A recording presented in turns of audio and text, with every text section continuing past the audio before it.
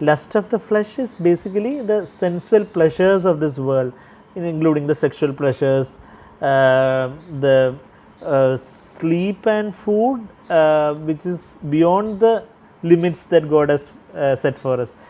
Sex beyond the realm of marriage, and food and sleep beyond the legitimate limits that God has set for a human being. That is the lust of the flesh. That is the pleasures of this world. We read that in Moses' context in Hebrews 11, 25, 26, 24, 25, 26 also we see the three things. These are actually the the three triad we see so many places in the scriptures. This pleasures, honor, money. So we can say pleasures is the lust of the flesh, and lust of the eyes is actually whatever my eye sees, I want that. Like I want a whatever new phone, new model of phone, I want that. Whatever other people have that that new gadget, that new house, I wish I had that car, I wish I had that home, I wish I had that that whatever you want, whatever I see you want to buy and you want to coveting, that lust of the eyes, that speaks about the whatever the money and the material things, that materialistic, that thing. So pleasures of this world, money, and then pride of life is that self. It is the honor of this world. Pride of life, I want to prove that I am superior, that pride, that self and all. Jesus was also tempted in all these three things. You would have noticed, no? The three temptations of Jesus. Lust of the flesh is actually turn stones into bread. Illegitimate means to feed himself, that is lust of the flesh. Then jumping from the top of the cliff is actually pride of life, you can prove yourself that you are the Messiah, so pride of life, honor of this world.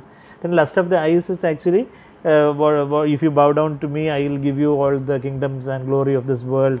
Whatever you see, all the glory and the pomp of this world, I will give you the lust of the eyes. And Jesus overcame all those temptations. These are the three classic areas in which we are tempted daily.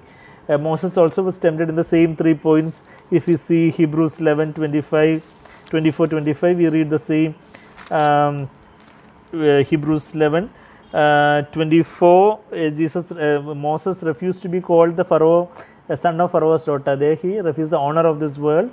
Then verse 25, he denied the passing pleasures of sin. So there is the pleasures of this world. And then verse 26, considering the reproach of Christ greater riches than the treasures of Egypt, the money and material things and all, he rejected. So pleasure, honor, money. The same thing we read in 2 Timothy. Very interesting how the word of God written by so many various people in various centuries all point to the same truth. That is how we can be so sure that this is the word of God, inspired by God himself, not written by some human being. 2 Timothy 3, there also we read about lovers of God on one side, and if you read 2 Timothy chapter 3, there in verse 4, rather than lovers of God. So lovers of God, we want the Lord wants us to be, love God with all your heart, but rather verse 2, there says of lovers of self, it is pride of life. Then lovers of money, it is the lust of the eyes. And lovers of pleasure also in verse 4, that is the lust of the flesh.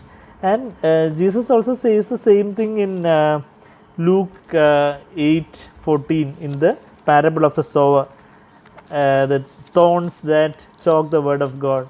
What are the thorns? These three triad Jesus also says there in Luke's Gospel chapter 8 verse 14, worries, riches, pleasures. So pleasures are there, riches are there, money. Jesus is worries there, and that speaks about because we are seeking the honor of the world only, we tend to become anxious and worried and all. So that other triad that Jesus himself speaks over there. So, and how we can overcome that? We surrender, humble ourselves and surrender ourselves to the Lord, and the word of God will break our self-will and put to death the deeds of a body, and there will be a power of resurrection, the Holy Spirit flooding our spirit, and the Holy Spirit help us to live like Jesus lived, think like Jesus think, and speak like Jesus spoke, and do like Jesus did. So we need to surrender ourselves to the Lord like that, and more we humble ourselves and give ourselves to the Lord in the times of temptations and trials especially. The Lord will flood us with the Holy Spirit's power and help us to overcome that. And even if we fall at any time also, we should never be discouraged, but rather come running to the Lord and say that, Lord, I have fallen, that is because of my pride, it is because I didn't surrender to you, Lord, adequately. Lord, sorry, Lord, help me to learn lessons from my failures. I want to be cleansed by your blood again, and flood me with your Holy Spirit again, like that. We need to press on and cling on to the Lord, and slowly, of course, sometimes some deep-rooted things in our being and all, it might take some time for us to overcome and all. But the more our self-will, that self is broken and broken and broken, the more we will be empowered by the Holy Spirit in our inner man, in our spirit, and we will be able to overcome today or tomorrow. The Lord will help us. So we should never be discouraged or disheartened. It is actually not we fighting, but rather we surrendering and the Holy Spirit fighting. We read in Galatians 5:17, the flesh lusteth against the spirit, and the spirit lusteth against the flesh. So the Holy Spirit only can conquer the flesh, not we by our own by our own decision. We cannot conquer the sins of the flesh, but rather we need to keep on surrendering ourselves. We need to keep on humbling ourselves and surrendering ourselves, and the Word of God helps us to realign our thinking according to the mind of Christ, and to see things from a heavenly standpoint. The Holy Spirit empowering us and enlightening us, and the fellowship of God's people strengthening us and encouraging us, comforting us and lifting us up and edifying us and building us up in the body of Christ. So all these things, and the blood of Christ, if at all some failure happened, to blood of Christ again cleansing our hearts. So the blood of Christ, the word of Christ, the Spirit of Christ, the cross of Christ, and the body of Christ, all will help us slowly and gradually and progressively and steadily to overcome and become more like Jesus. Golden altar denotes our willpower.